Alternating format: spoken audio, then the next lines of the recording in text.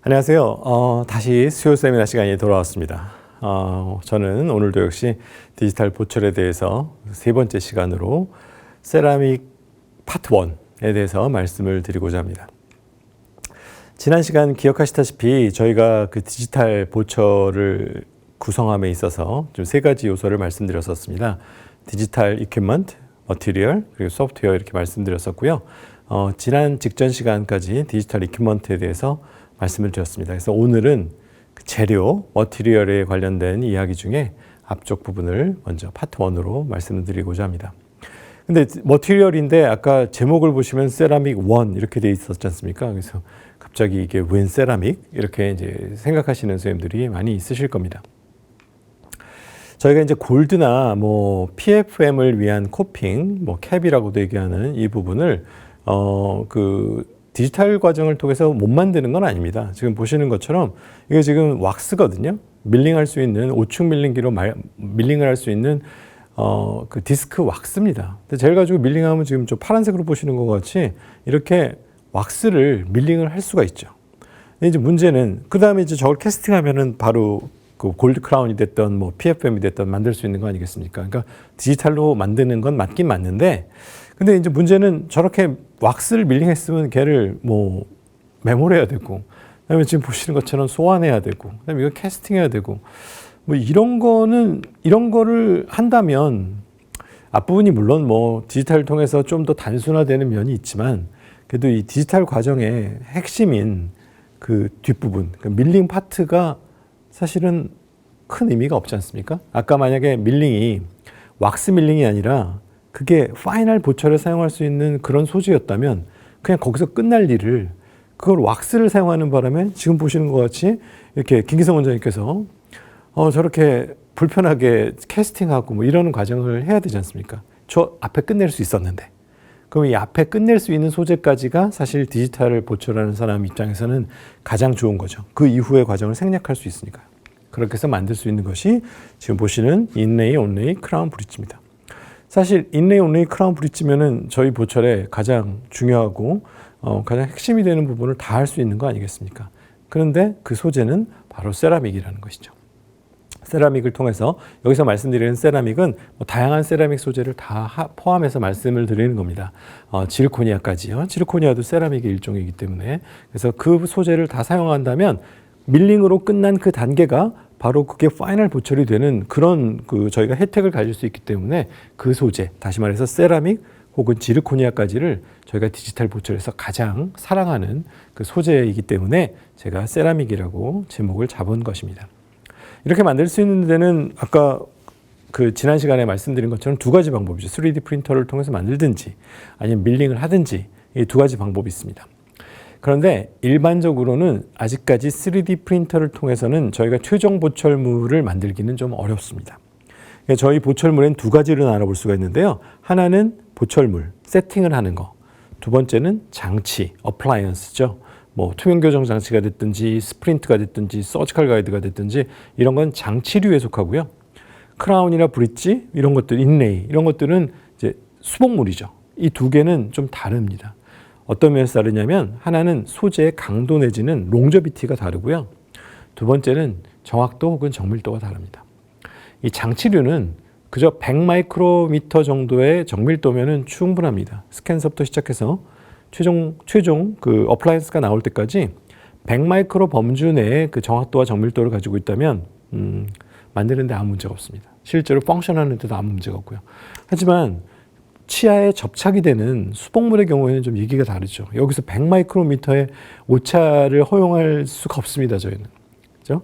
기껏해야 5에서 30, 뭐 그 언저리, 그 밑으로 정도의 정밀도를 저희가 요구를 하는데 3D 프린터는 아직 그것까지 제공하지 못합니다. 3D 프린터가 저희한테 제공하는 건 잘해야 50인데요. 사실 50 마이크로미터도 이 누적해서 생각해 보면은 어렵습니다. 그러니까 100 마이크로미터 정도라고 보시면 됩니다. 그 이하는 좀 어려워요. 다시 말해서 어플라이언스 쪽으로는 오케이. 하지만 수복물 쪽으로는 아직은 안 된다고 생각을 하는 거죠. 그러니까 두 종류의 지금 3D 프린터나 밀링기가 있다 하더라도 실제로 저희가 수복물, 크라운 브릿지용 최종 수복물을 만드는 데에는 3D 프린터는 아직 어려움이 있습니다. 지금 이거는 이맥스나 혹은 임프레스라고 하는 어떤 특정한 소재, 제가 이따가 말씀드릴 그 소재를 가공하는 방법 중에 맨 아래에 아날로그라고 써 있는 이 방법은 진짜 완전히 생 아날로그고요. 모델부터 시작해서 왁스업 해가지고 이렇게 스프루 다는 것까지 완전 아날로그 방법이고, 이 위쪽에 있는 두 가지 방법은 사실은 디지털이 접목된 겁니다. 이 위쪽은 이렇게 그 크라운 디자인과 옆에 스프루까지를 한꺼번에 왁스로 밀링을 한 거죠. 밀링기를 통해서. 그래서 스프루에 단 거고요. 두 번째 방법은 크라운과 밑에 있는 스프루까지를 디자인해서, 여기 보시면 소프트웨어상에서 디자인을 해서 걔를 3D 프린팅을 한 다음에 어떤 걸로요? 캐스터블로. 그러니까는 번아웃 패턴 레진을 가지고 3D 프린팅을 하는 거죠. 그 다음에 스프루를 단 겁니다. 이 이후의 과정은 똑같습니다. 메몰하고 그리고 번아웃 시킨 다음에 프레서블 그 퍼니스를 통해서 프레스로 이렇게 밀어서 세라믹 소재를 만든 것이죠. 그러니까 이 과정이 얘는 완전히 아날로그 방식이지만 이 위도 디지털은 디지털인데 여기까지만 디지털. 즉 앞선 아까 김기성 원장님처럼 어차피 매몰재 넣고 캐스팅해야 되는 그 과정까지 하기에는 좀 아쉬운, 그 앞에서 끝났어야 좋을 만한 그런 단계를 얘도 똑같이 거치고 있는 과정입니다. 그래서 이 부분은 저희가 완전 디지털에서는 조금 지양하고 있는 그런 편입니다. 사실은 이 파트는 기공소에서는 굉장히 많이 하고 있습니다. 기공소에서는 밀링을 통해서 세라믹을 만드는 것보다는 지금 보시는 것처럼 프레스를 통해서 세라믹 인레이나 온레이를 만드는 것을 훨씬 더 선호합니다. 보시는 것처럼 한꺼번에 뭐 서너 개씩 만들 수도 있고요. 마진 적합이 아무래도 프레스가 훨씬 더 좋습니다. 밀링은 이제 깎아내야 되는 거기 때문에 마진 적합이 조금 불리할 수 있어요. 치핑이 날 수도 있고 하니까. 하지만 프레스 같은 경우에는 우리 골드 인레이 캐스팅 하듯이 그냥 용융되어 있는 상태의 세라믹이 밀려서 들어가는 거기 때문에 마진이 얇다 하더라도 그걸 전부 다 재현해낼 수 있거든요. 약간의 언더컷도 재현할 수 있고요. 그래서 기공소에서는 저 방식을 선호하지만 저희 이제 임상가들의 입장에서는 저를 내면은 기공실이 또 있어야 되고, 결국은 저 작업을 하기 위해서는 굉장히 많은 또 역시 장비가 필요하고 인력이 필요하기 때문에 저희는 그닥 선호하는 방법은 아닙니다.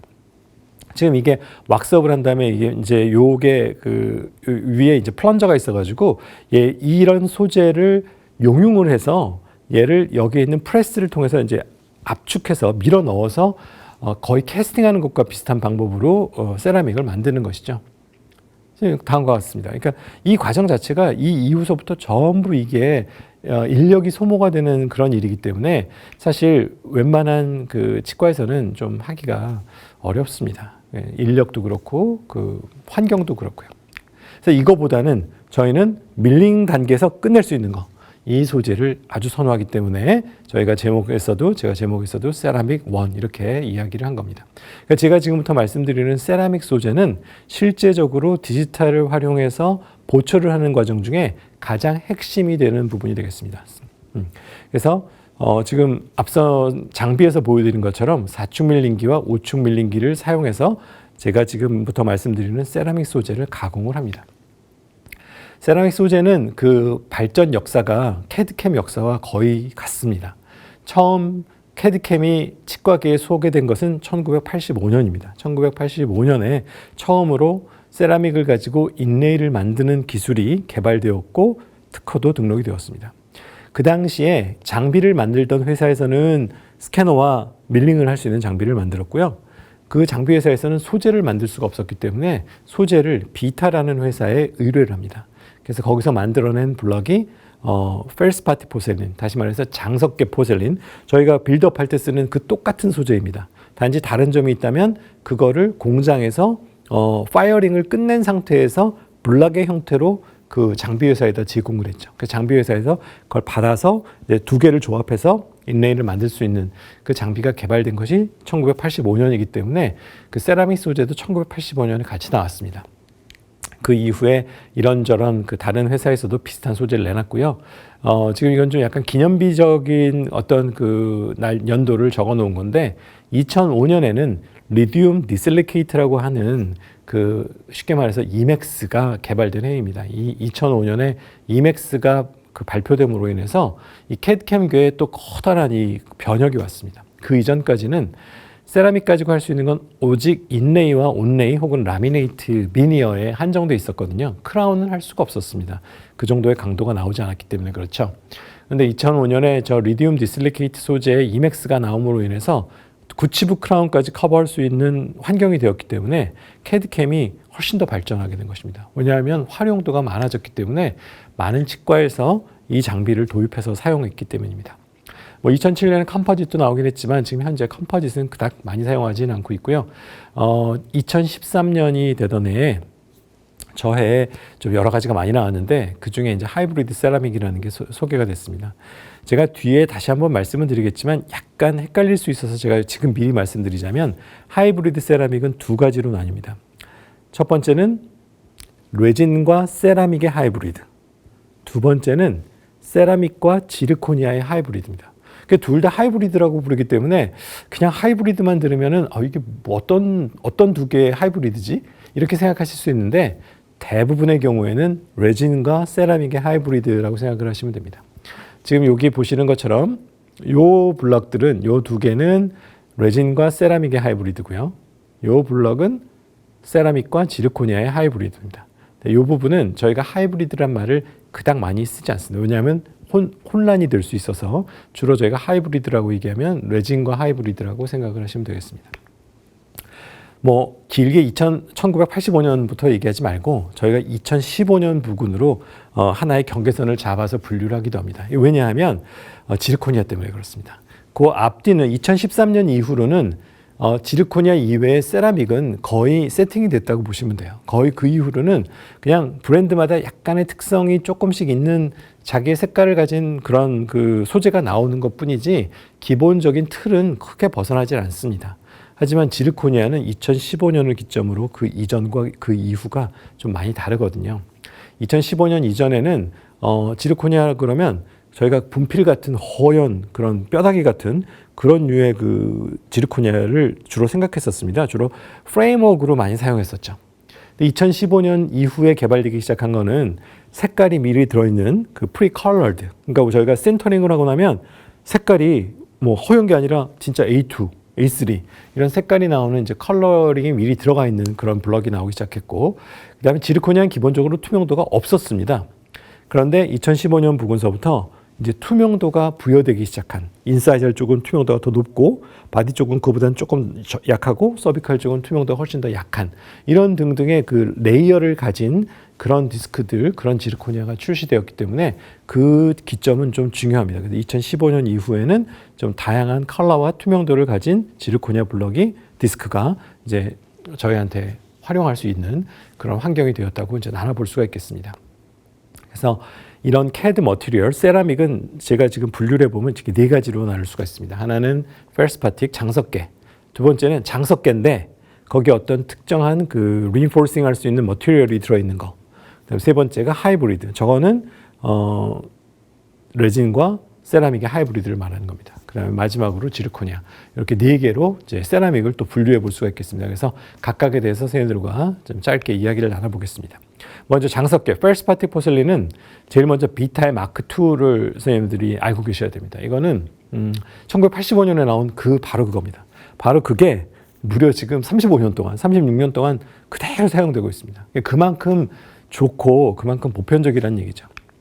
또 하나가 이제 임프레스인데요. 저는 이제 이보클라라는 회사에서 나온 건데, 그러니까 비타가 이제 거의 독점적으로 저 블럭을 내놓다 보니까 이제 이보클라에서도 자기도 이제 이게 시장이 될 것 같거든요. 이게 이제 캐드캠이. 그래서 비슷한 걸 내놨는데 똑같이 장석계긴 한데 그래도 뭔가 좀 특징이 있어야 될 거 아니겠습니까? 그래서 좀 약간 어떤 머디피케이션을 통해서 내놓았습니다. 그래서 저건 제가 하나씩 자세히 설명드릴게요.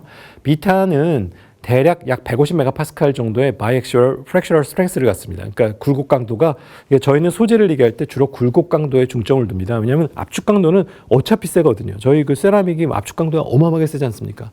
하지만 이게 이제 굴곡 강도가 우리에게 굉장히 중요하죠. 치아 구강 내에서 그 펑션을 하기 위해서는요. 그래서 제가 앞으로 말씀드리는 모든 메가파스칼 단위의 강도는 전부 굴곡 강도를 얘기한다고 생각하시면 됩니다. 그래서 150메가파스칼 정도를 갖고요. 이게 저희가 빌드업 했을 경우에는 지금과 같은 이제 보이드가 생깁니다. 디펙트나 보이드가 생깁니다. 포셀린 파우더를 이렇게 믹스해서 빌드업해서 굽고 나면 파이어링을 하면 저렇게 되는데 이제 프레스를 했을 경우에는 저렇게 좀 비교적 깨끗하지만 거기도 보이드가 꽤 있고요. 그런데 이게 밀링을 하는 블럭을 이제 공장에서 나온 그 블럭을 밀링했을 경우에는 보시는 것처럼 굉장히 깨끗한 보이드를 찾아볼 수가 없습니다. 그래서 저희가 핸드 빌드업 했을 경우에는 숙달된 기공사가 핸드 빌드업 했을 경우에는 세라믹의 강도가 80메가파스칼 정도입니다. 그런데 밀링한 저 블럭은 무려 150메가파스칼이 나오니까 똑같은 소재지만 어떻게 가공했느냐, 어떻게 그 세라믹이 파이어링이 됐느냐에 따라서 그 환경적인 요소에 의해서 거의 2배 가까운 차이가 난다는 것이죠. 그래서 주로 사용하는 곳은 이제 인레이나 온레이, 그리고 비니어, 그리고 파셜 크라운, 안테리어 포스트, 프리몰라 크라운인데요. 실제로 크라운은 좀 어렵습니다. 선생님 비타를 가지고 크라운을 시도하지 마십시오. 인레이, 온레이에 좋고요. 그것도 가능하면은 1급 와동이 좋습니다. 2급 와동만 되더라도 이제 박스 쪽으로 좀 얇아지게 되는 경향이 있기 때문에 그럴 경우에는 좀 파절의 염려가 있어서 그냥 OKBT 위주로 사용한다고 생각하시고 가장 많이 추천드리는 것은 비니어입니다. 비니어에는 비타가 저는 지금도 가장 많이 사용하는 블럭입니다. 뭐 회사가 회사인지라 저희가 비타 쉐이드 가이드를 쓰지 않습니까? 그 3D 마스터에 있는 모든 색깔을 망라하는 다양한 종류의 블럭이 출시되고 있고요. 뭐 층이 있는 그 트라이럭스라고 하는 블럭도 나오고 있습니다. 그래서 용도가 다양하고 저 같은 경우에 인레이 할 때는 오케비트 같은 경우에는 거의 대부분 비타 블럭을 사용합니다. 지금 보시는 것처럼 물론 2급 와동의 경우에도 사용을 합니다만 그 경우에는 박스가 확실하게 두꺼울 때 그 파절의 염려가 거의 없을 때만 주로 사용하고 라미네이트 하기 좋습니다. 색깔도 색깔이지만 나중에 이 다듬기가 좋아요. 펄리싱하기가 굉장히 수월합니다. 이게 마크2의 특징이라고 하면 일단 적절한 강도를 가지고 있다. 155메가파스칼. 굉장히 아름답습니다. 자연치하고 굉장히 유사하고요. 자연치와 마모도조차도 비슷합니다. 그리고 밀링과 조종성 역시다. 이거 굉장히 중요한데요. 밀링기가 편해합니다. 밀링기가 짧은 시간 내에 밀링을 할 수 있고요. 소재가 부드럽기 때문에. 그 다음에 밀링이 끝나고 이제 예를 들면 저희가 붙였는데 예를 들면 라미네이트라고 칩시다. 라미네이트 저희가 예쁘게 디자인해서 잘 붙였는데 다 붙이고 났더니 환자가 여기가 조금 여기가 날카로운 것 같다. 여기를 좀 더 둥글려 달라. 이런 등등의 요구를 할 수 있잖아요. 근데 이 비타 블럭 같은 경우는 그게 아주 수월합니다. 선생님들이 마치 자연치를 다듬는 정도의 느낌으로 수정을 할 수가 있어요. 근데 수정만 할 수 있으면 다가 아니라 나중에 수정을 했으면 그걸 다시 반짝반짝하게 펄리싱을 해야 되잖아요. 근데 이걸 퍼니스에다 넣어서 글레이징을 할 수도 없고 이미 붙여버렸는데 그 구강 내에서 폴리싱을 해야 되는데 비타 블럭만큼 폴리싱이 잘 먹는 블럭이 없습니다. 그러니까 폴리싱이 거의 글레이징한 것과 맞먹는 수준으로 폴리싱을 깨끗하게 해낼 수 있기 때문에 이거 굉장히 중요하죠. 쉐이드가 다양하고 캐릭터라이제이션도 쉽다. 그리고 가격이 저렴합니다. 장석계 도제이기 때문에 별로 가격에 부담이 없습니다. 블럭 하나에 대충 한 10,000원 정도 한다고 생각하시면 됩니다. 근데 이제 단점이 있다면 이 비타 블럭은 공통적으로 형광성이 좀 떨어집니다. 그래서 약간 어두운 느낌이 들어요. 명도가 조금 떨어지는 느낌이 들고 구치부 근과는 절대 안 된다고 말씀드렸고요. 접착 후 한 단계 어두워진다는 게 저희 명도가 한 단계 정도 떨어집니다. 그래서 전치부 같은 경우에 특히 라미네이트 했을 경우에는 선생님이 레진 시멘트를 붙이고 바로 결정한 다음에 붙이시면 안 돼요. 반드시 트라임 페이스트를 써서 시멘트가 들어간 상태에서의 명도나 색이 어떻게 변하는지를 확인하시고 하셔야 되기 때문에 반드시 트라임 페이스트를 쓰셔야 된다는 거. 그다음에 인레이 같은 걸 했을 경우에 단면적이 2.5제곱밀리미터 이하일 경우에는 파절의 가능성이 있다. 아까 그래서 제가 2급 와동은 조금 피하는 게 좋다라고 말씀드린 이유입니다. 그래서 충분히 두껍게 이스무스라든지 박스 쪽이 두껍게 형성을 할 수 있다면 비타 블럭을 쓰셔도 상관없는데 그렇지 않다면 좀 다른 초이스가 있으니까 다른 블럭을 사용해 주시면 되겠습니다. 두 번째가 임프레스죠. 이보클라에서 나왔다는 여기는 류사이트라고 하는 좀 특이한 소재가 좀 들어있습니다. 그 백류석이라고 하는 건데요. 강도가 그래서 좀 올라갔습니다. 185메가파스칼. 아까 비타에 비해서 비타 155에 비해서 좀 올라갔죠. 그리고 얘는 크라운, 비니어드 크라운, 인레이 이렇게 얘기하는데 얘도 역시 크라운은 전치에 국한합니다. 소구치서부터는 안 쓰시는 게 좋습니다. 그래서 1번, 2번. 근데 3번도 힘을 어떤 환자들은 좀 많이 받잖아요. 이런 경우에는 조금 위험할 수가 있어요. 조금 주의하셔야 되고. 얘는 이제 백류석은 이렇게 생겼습니다. 대충 저 밑에 저 레전드가 5mm니까 대충 저 정도 크기의 그 돌인데요. 돌이라기보다 원소인데요. 쟤를 갖다가 이제 집어넣게 되면 세라믹 안에 같이 넣게 되면 이렇게 마이크로 크랙 여러 가지 세라믹 강화법이 있는데 그 중에 이 마이크로 크랙 타프닝이라는 이런 방법으로 도제를 강화시키는 특성을 가지고 있습니다. 그러니까 주변에 스스로 마이크로 크랙을 갖게 되죠. 특성상 그 여러 가지 특성상 주변으로 이렇게 마치 그 스타워즈에 나오는 그 죽음의 별 비슷하게 생기지 않았습니까? 그래서 주변으로 계속 마이크로 크랙을 갖고 있어서 오히려 이것이 크랙의 프로포게이션을 막아줄 수 있습니다. 그런 특성을 가지고 강도를 증가시킨 리인포스드 세라믹의 일종이라고 할 수도 있겠는데 그래도 저희는 장석계 세라믹으로 분류를 합니다. 주로 인레이 온레이에 아까 말씀드린 비타와 거의 유사한 적응증을 가지고 있고 심미적으로 굉장히 뛰어납니다. 그 다음에 얘 같은 경우에는 글레이징 했을 경우에 강도도 좀 올라가는 그런 특성을 가지고 있습니다. 자연치와 굉장히 유사한 형광성을 가지고 있다는 거 굉장히 중요하고요. 아까 비타는 어땠었죠? 형광성이 결여됐었죠. 근데 임프레스 같은 경우에는 형광성이 좋습니다. 그리고 그 주변 치아와 이렇게 블렌딩이 되는 카멜레온 이펙트라고 하는 것도 이 임프레스 블럭에서는 아주 좋습니다. 그래서 전치부 크라운이나 라미네이트 할 때 좋고요. 아까 라미네이트는 비타를 제가 좋아하는 이유는 제가 이제 가공성이 좀 더 좋다고 말씀드렸는 건데 신미성으로 볼 때는 이 임프레스가 어떤 면에서는 더 뛰어납니다. 그리고 좀 더 밝고 뭔가 약간 세련된 느낌이 듭니다. 비타는 좀 따뜻한 느낌이 들거든요. 비타 계열이. 근데 그 이보클라 계열이 약간 푸른 느낌? 약간 세련된 도회적인 이미지가 좀 강해서 여성분들이 좋아하시는 블럭입니다. 그리고 얘는 아까 말씀드린 것처럼 블렌딩, 카멜레온 이펙트가 있어서 옆에 치아 색깔과 이게 딱 맞지 않는데도 뭔가 맞아지는 그런 느낌을 갖는 그런 블럭이 되겠습니다. 또 이 블럭은 특징적으로 LT와 HT, 트랜스루센스에 따라서 하이, 로우가 있어서 지금 오른쪽에 이 선을 보시는 것처럼 그 뒤쪽에 배경을 좀 이렇게 블러킹해 주는 효과가 있어서 착색이 있거나 변색이 있는 환자 같은 경우에는 잘 활용하신다면 그 변색도 잘 막아줄 수가 있겠고요.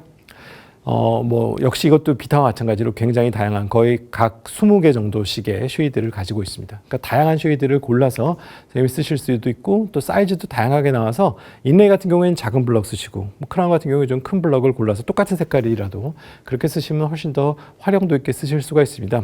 어떤 분들은 아니 뭐 작은 거라도 큰 걸로 깎으면 안 되냐?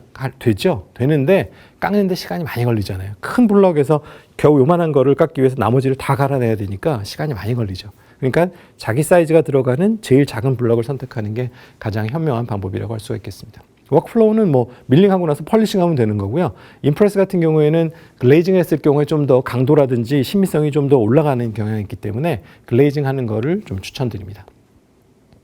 그래서 임프레스 같은 경우에는 정리를 해보자면 일단 그 플로레센스가 좋다, 형광성이 아주 좋다. 그래서 전치부에 썼을 때 환자분들이 대부분 좋아하십니다. 미국에서 전치부에 가장 많이 쓰는 블럭은 임프레스입니다. 압도적으로 1위입니다. 그다음 두 번째는 이제 카멜레온 이펙트, 아까 옆에 그 주변과 이게 블렌딩이 되는 그런 느낌이 강하다는 거 이것이 있고요. 쉐이드가 20가지씩 각각 HT, LT 각각 20가지씩 있다는 거. 그리고 전치부 수복물에 있어서 특히 크라운에 있어서는 초이스 오브 블럭이라는 거. 그리고 이게 약간 디스컬러레이션이 있을 경우에도 잘 사용할 수가 있습니다. 그런 면에 있어서 큰 장점이고 심지어 ND3라고 하는 뉴트럴 덴시티 그 스탬프 컬러 그 저희가 비타 쉐이드를 보면 이제 치아 색깔만 생각하는데요. 그 스탬프 컬러라고 해서 지대치 컬러도 코딩이 있습니다. ND 1서부터 9까지 있는데요. 내추럴 덴시티 1서부터 9까지 있는데 3 정도의 그 덴시티를 가지는 스탬프여도 얘가 커버링이 할 수 있다. 뭐 이런 장점이 있습니다. 그래서 여기까지 말씀드려서 저희가 장석계 포셀린에 관련된 말씀을 드리고 다음 시간에 이어서 리인포스드 세라믹스부터 말씀을 드리도록 하겠습니다.